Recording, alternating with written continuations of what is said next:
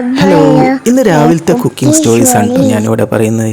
അപ്പോൾ ആദ്യം തന്നെ ഉമ്മച്ചിവിടെ രാവിലെ നമ്മൾ കാലിച്ചായ കുടിക്കും. കാലിച്ചായ എന്ന് പറയാൻ പറ്റില്ല, കുറച്ച് കട്ടൻ ചായ. അപ്പോൾ അതിൻ്റെ കൂടെ നമ്മൾ ഒന്നുകിൽ നേന്ത്രപ്പഴമോ അല്ലെങ്കിൽ മുട്ടയോ അല്ലെങ്കിൽ ബിസ്ക്കറ്റോ അങ്ങനെ എന്തെങ്കിലുമൊക്കെയാണ് കഴിക്കുക.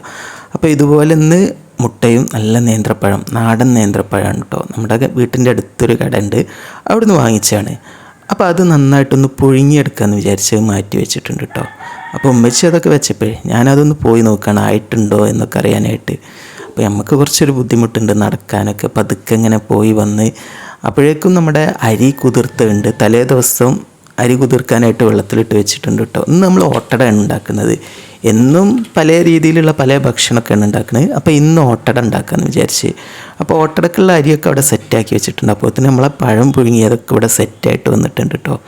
മുട്ടയും ഇത് ചൂടാറാനായിട്ട് വെച്ചാണ്. അപ്പോൾ അതിനിടയ്ക്ക് ഞാൻ പോയിട്ട് ആ അരിയൊക്കെ ഒന്ന് അരച്ചെടുത്തിട്ടുണ്ട്. ഉമ്മച്ചും ഞാനും മാത്രമേ ഉള്ളൂ. അപ്പോൾ ഈ അരി അരച്ചെടുത്തത് ഈ ഒരു പാത്രത്തിലോട്ട് ഒഴിച്ചു കൊടുത്ത് അതൊക്കെ അരച്ച് വന്നപ്പോഴേക്കും ചായ ചൂടാറാനായിട്ട് വെച്ചിട്ടുണ്ട് കേട്ടോ.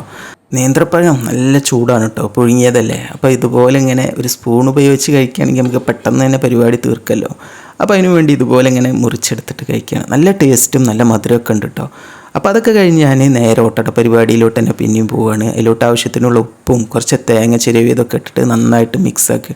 ഇനി നമ്മളിത് ഉണ്ടാക്കുന്നതിൻ്റെ മുമ്പ് കുറച്ച് നല്ല തിളച്ച വെള്ളം കൂടി വെച്ച് കൊടുത്ത് വീണ്ടും മിക്സാക്കും കേട്ടോ. ആ ഒരു രീതിയിലാണ് ഉണ്ടാക്കുന്നത്.